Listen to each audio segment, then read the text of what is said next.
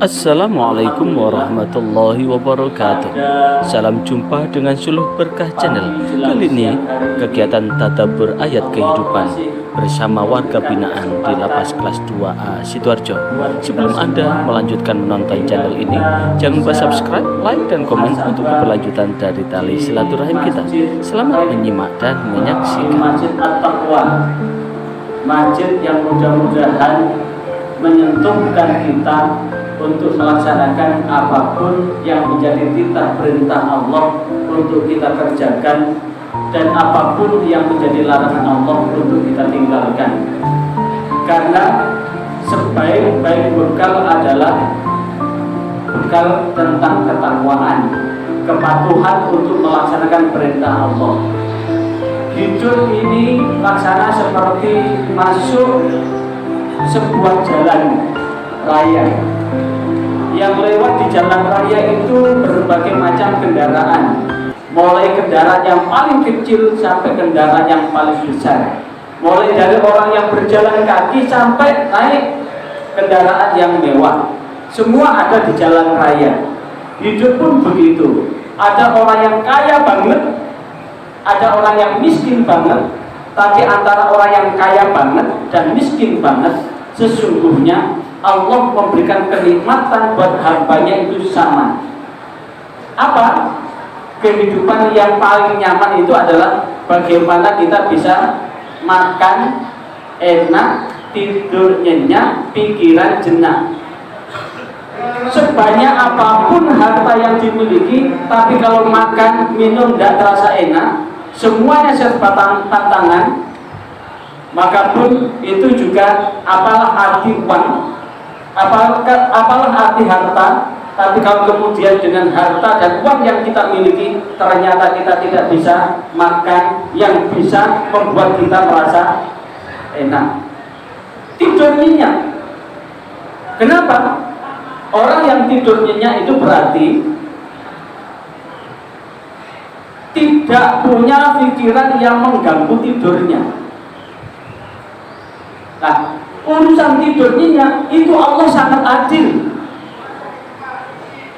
Sangat adil Allah memberikan kenyenyaan dalam tidur itu. Dan kenapa orang bisa tidur tidak nyenyak? Karena ada pikiran. Pikiran-pikiran inilah yang kemudian mengganggu. Dan ati jenak. Ati jenak itu berarti merasa tenang. Saudara-saudaraku yang seiman dan seagama, di dalam Al-Quran surah Al-Mulk, Tabarakalladzi biyadil mulk, Maha memberkahi kepada zat yang memiliki kekuasaan, alladzi khalaqal mauta wal hayata liyabluwakum ayyukum ahsanu amala. Dialah Allah yang menciptakan kematian dan kehidupan. Untuk apa? Untuk mengujimu, ayyukum ahsanu amalan. Untuk mengujimu bagaimana kamu ini melakukan sebaik-baik amal perbuatan. Di dalam tafsir Ibnu Katsir, beliau mengutip hadis Rasulullah bahwa sesungguhnya Allah memberikan kesempatan kita untuk meninggal 2 kali, mati pun 2 kali. Pertanyaannya, mengapa di dalam surah Al-Mulk ayat 2 Allah mengatakan alladzi khalaqal mauta baru wal hayata, dialah Allah yang menciptakan kematian dan kehidupan. Ini mengingatkan bahwa sebelum kita hidup, kita mati dulu. Jadi kita mati dulu, setelah mati hidup, kemudian dimatikan lagi, kemudian dihidupkan lagi. Berarti kita semua manusia tanpa kecuali mempunyai kesempatan mati 2 kali, hidup 2 kali. Mati yang pertama sebelum Allah menghidupkan kita di bumi ini, maka kita ada di alam ruh. Alam ruh itu berarti ruh kita sudah dibentuk, karena ruh kita dibentuk sejak zaman azali. Secara serentak Allah menciptakan ruhnya manusia. Ruh itu baru disatukan dengan jasad ketika bersatu di rahim ibu kita. di rahim ibu kita itulah yang kemudian sebelum ruh ditiupkan ke diri kita di rahim ibu kita, maka sesungguhnya Allah menciptakan kita semua dari saripati tanah. Saripati tanah, makanan yang dimakan oleh bapak kita, makanan dan minuman, makanan yang dimakan oleh ibu kita, minuman yang diminum oleh bapak dan ibu kita, sungguh makanan itu berasal dari makhluk hidup. Apa? Contoh roti dari mana? Dari tepung. Bisa tepung gandum, tepung beras, tepung jagung, kemudian dijadikan roti. Jagung sebelum jadi tepung, jagung ini hidup atau mati? Hidup. Jagung inilah yang kemudian akar-akarnya menyerap saripati tanah. Wa minha khalaqnakum wa fiha nu'idukum wa minha nukhrijukum taratan ukhra. Dari bumi Allah menciptakan kita, kemudian ke bumi Allah akan mengembalikan kita, dan dari bumi Allah akan membangkitkan kita untuk mempertanggungjawabkan amal perbuatan kita. Saat itulah yang kemudian disadari atau tidak, dari Allah menciptakan kita dari mati dulu, kemudian setelah makanan-makanan yang sudah dimatikan tadi dimakan oleh bapak ibu kita, maka jadilah saripati tanah itu ada di sperma bapak kita dan di ovum ibu kita. Ditemukanlah sperma dan ovum itu. Setelah ketemu sperma dan ovum itulah maka jadi zigot, jadi janin, jadi bayi yang ada di rahim ibu kita. Saat usia 40 hari yang ketiga atau 120 hari, Allah memerintahkan kepala malaikat untuk menyiapkan ruh. Itu berarti ruh kita itu sudah menyatu dengan raga kita. Di usia 120 itulah yang kemudian kita sudah mulai hidup, dihidupkan oleh Allah. Saat dihidupkan oleh Allah itulah yang kemudian Allah sudah meniupkan dengan beberapa hal termasuk takdir kita, kebahagiaan dan kesengsaraan kita. Dan kemudian kita dibangkitkan dari alam barzah, dari alam ruh itu, kemudian lahir ke dunia. Kita lahir di dunia ini, umur kita di dunia ini hanya sementara. Sehingga digambarkan oleh Imam Ghazali bahwa sesungguhnya kehidupan yang ada di dunia ini laksana seperti seorang musafir yang hanya singgah di pulau yang sangat kecil untuk sekedar mengambil bekal secukupnya dan melanjutkan perjalanan dalam mengarungi samudera kehidupan yang sangat luas ini. Makanya kemudian Luqmanul Hakim mempunyai pesan kepada putra-putrinya, ya bunayya, i'lan, wahai anak-anakku ketahuilah, annamal hayatad dunya, sesungguhnya kehidupan di dunia, annamal hayatad dunya, sesungguhnya kehidupan di dunia ini kalbardil amik, seperti samudra yang sangat dalam. Qad ghalika fihin nasu katsir, telah banyak manusia yang tenggelam di dalamnya. Maka pesan dari Luqmanul Hakim untuk menjadikan bagaimana iman ini sebagai kapalnya. Iman ini sebagai kapalnya, mempertebal kehidupan ini dengan iman, percaya bahwa kehidupan yang kita jalani ini hanya sementara. Paling banter umur kita jarang kalau umurnya di atas 100 tahun ya. Kalau kita mengikuti umurnya Rasulullah 63, kalau hari ini ada yang usianya lebih dari 63, berarti sisa dari 63 itu adalah bonus.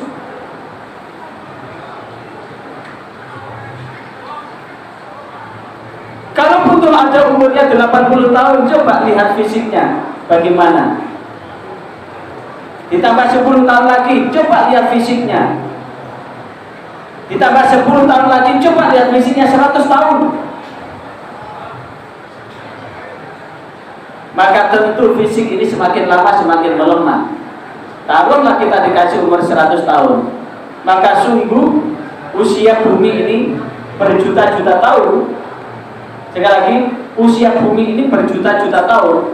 Jutaan tahun dari kehidupan di bumi ini, maka dibandingkan dengan umur kita, mentok kalau kemudian kita dikasih umur 100 tahun, maka betapa banyak di luar kehidupan kita di dunia. Betul, jika Imam Ghazali ini menyampaikan bahwa kehidupan kita di dunia ini seperti singgah di pulau yang sangat kecil dan permukaan bumi yang begitu luas. Pertanyaannya, apakah kita korbankan kehidupan yang lebih lama lagi dengan hanya sekedar memperturutkan apa yang ada di dunia ini? Maka hal yang paling penting adalah bagaimana kita mempersiapkan kehidupan ini. Terus terang, pada tanggal 18 Desember kemarin, saya patut bersyukur kepada Allah masih dikasih kesempatan untuk bisa muhasabah di tempat ini. Karena persis jam 6:30 pagi tanggal 18 Desember kemarin, saya adu banteng dengan mobil. Saya naik sepeda motor, kemudian adu banteng dengan mobil Innova Reborn dengan laju yang sangat kencang, cepat sekali. Kemudian alhamdulillah masih dikasih kesempatan untuk hidup. Karena ini tadi baru dari fisioterapi, saya ceritakan bagaimana kronologinya, apa kata-kata dari terapis. Beliau mengatakan bahwa jenengan masih untung, masih bayi selamat. Kenapa? Rata-rata kalau model seperti yang jenengan ceritakan dengan kendaraan yang jenengan tunjukkan, ini habis ini. Ini habis. Tapi alhamdulillah ini yang habis hanya ujung jari ini sama kaki ini yang tulang engkelnya patah. Dan satu hal yang perlu kita syukuri, bahwa sesungguhnya ketika kita dikasih kesempatan untuk bernafas seperti ini, bagaimana kita pergunakan nafas ini dengan sebaik-baiknya. Kita baru tahu bahwa kesehatan itu karunia Allah yang luar biasa, yang sangat mahal, baru setelah kita sakit. Kenapa? Ini aja waktu habis operasi ini, jasa hajat 20 juta tidak cukup. Jadi begitu keluar sekitar habis sekitar 30. Itu hanya ini, padahal yang sehat lebih banyak. Tidak jauh beda. Kita dikasih gigi 32 gigi. Gigi bayi 28, ditambah gigi dewasa 4, 2 kanan, 2 kiri, atas bawah. Kemudian satu aja lubang selubang jarum. Kemudian sakit gigi. Ada yang tidak pernah sakit gigi? Siapa yang sudah pernah sakit gigi angkat tangan? Bagaimana rasanya sakit gigi itu? Mending sakit hati kan daripada sakit gigi. Wong ada orang ngomong keras sedikit, ojo ngomong banter-banter, untung loro. Padahal itu hanya satu gigi aja. Ada lubang selubang jarum. Padahal kita dikasih gigi berapa? 32 gigi. Inilah yang kemudian bahwa sesungguhnya karunia Allah yang luar biasa, yang sangat besar, baru sadar bahwa sehat itu adalah karunia yang paling mahal. Makanya Rasulullah SAW di dalam hadis yang diriwayatkan oleh Imam Bukhari dan Imam Muslim, ni'matani maghbunun katsirun minan nas. Dua nikmat yang mencelakakan kebanyakan dari manusia. Nikmatani, dua nikmat maghbunun, yang membuat orang terperosok, yang membuat orang tergelincir. Katsirun, kebanyakan minan nas dari manusia. Ternyata yang pertama adalah as-sihhatun, nikmat sehat. Yang kedua al-faraghu, nikmat kesempatan. Nikmat sehat itu baru terasa ketika dikasih sakit oleh Allah. Maka bagaimana kita mempunyai kesehatan kaki, kita gunakan di jalan Allah, Kita mempunyai kesehatan tangan, kita pergunakan di jalan Allah. Kita mempunyai kesehatan mata, kita pergunakan di jalan Allah. Kita mempunyai anggota tubuh yang sehat, kita pergunakan di jalan Allah. Maka jalan-jalan Allah inilah yang kemudian akan menunjukkan ridhonya Allah. Tapi ingat bahwa sesungguhnya kehidupan di dunia ini adalah surga bagi orang kufur dan asijnu lil mukmin. Sekali lagi,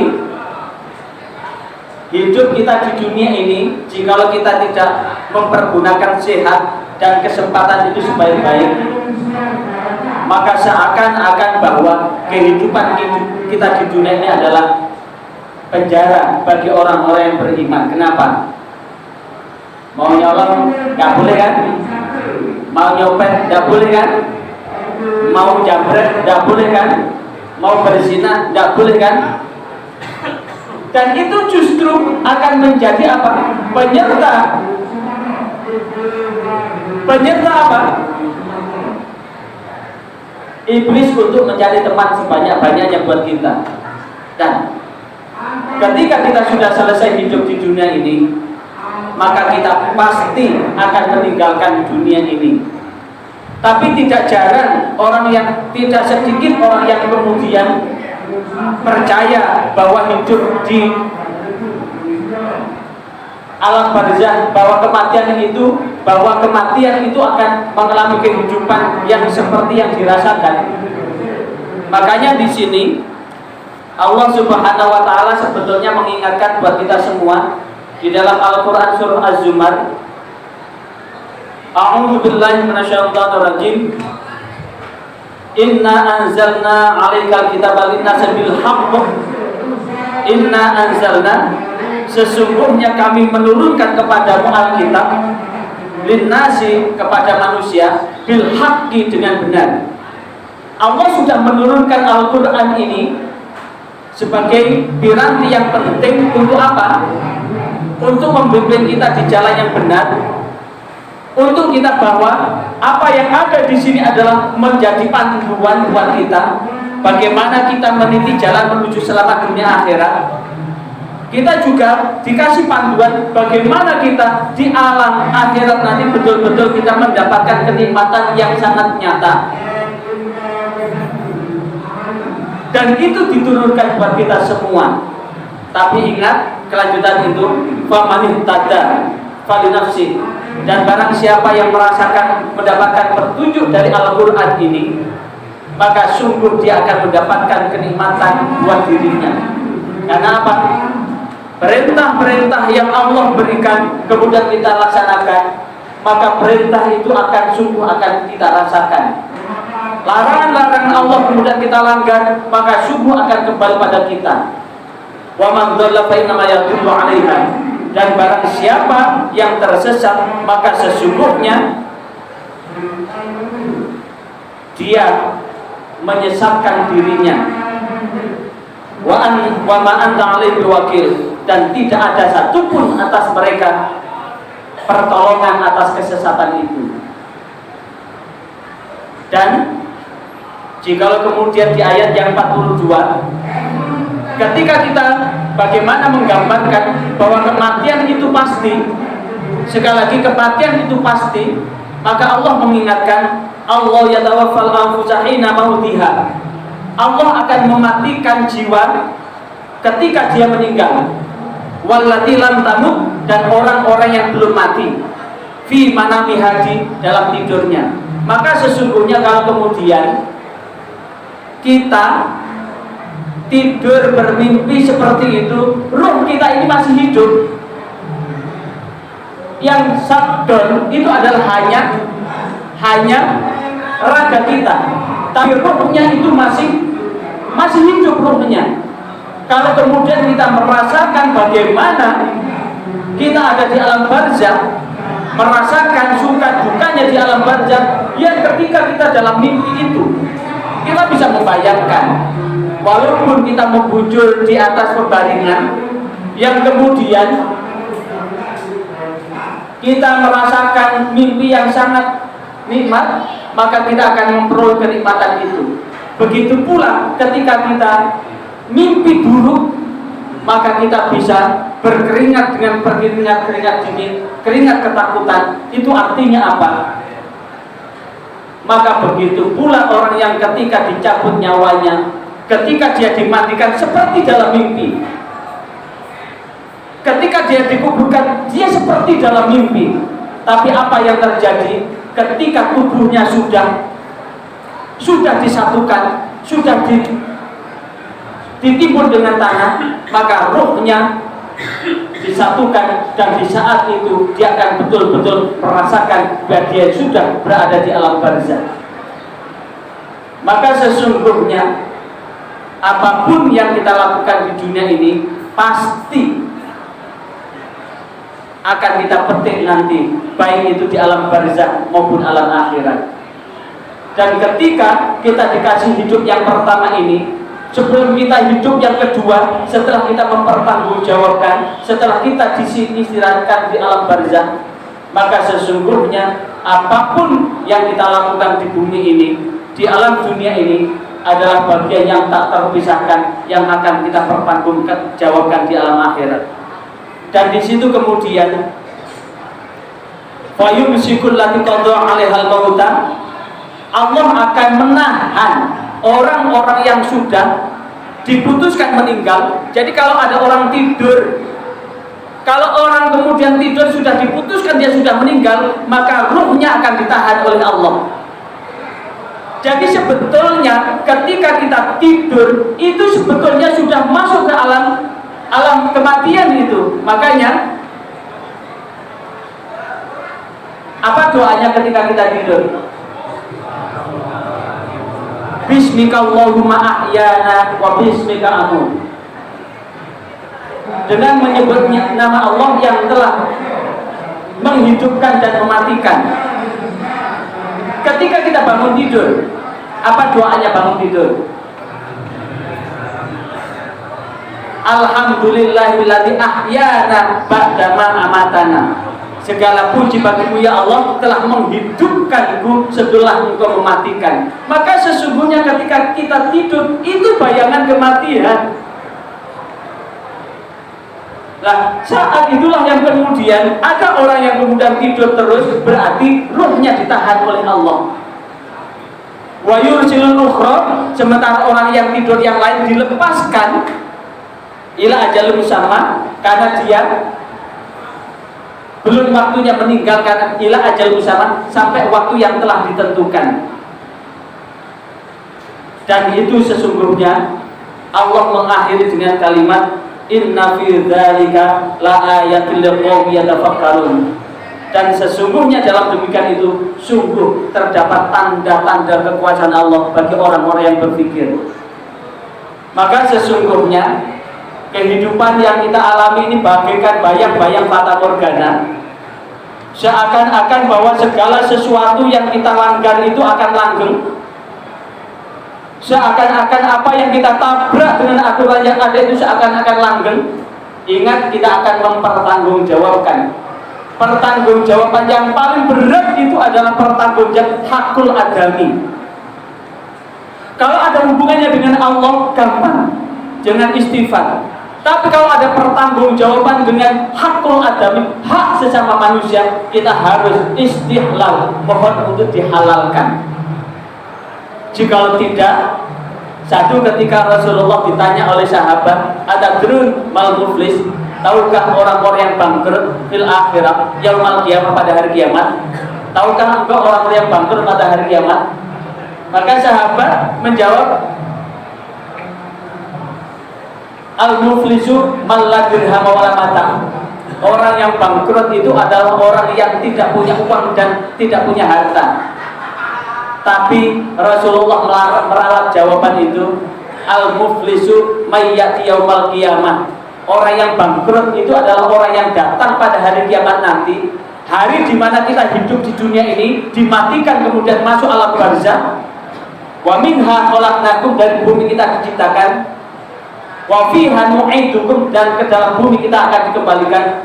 Wa minha nukhrijukum taratan ukhra, Setelah kita dikembalikan ke bumi berarti kita di alam barzakh. Wa minha nukhrijukum taratan ukhra, dan dari bumi kita akan dibangkitkan sekali lagi untuk apa? Mempertanggungjawabkan.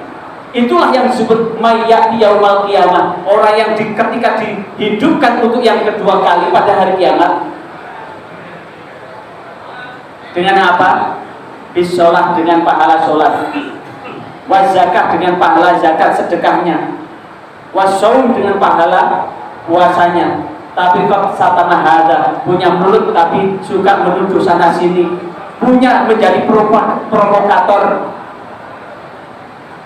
suka menebarkan desas-desus sehingga menimbulkan kesakitan, celaka orang lain, juga memfitnah sana memfitnah sini. Waqadha hada, suka bersumpah palsu, wasafana dama hada, suka menumpahkan darah, wadharaba hada, suka memukul, dengan berbagai macam perbuatan lain.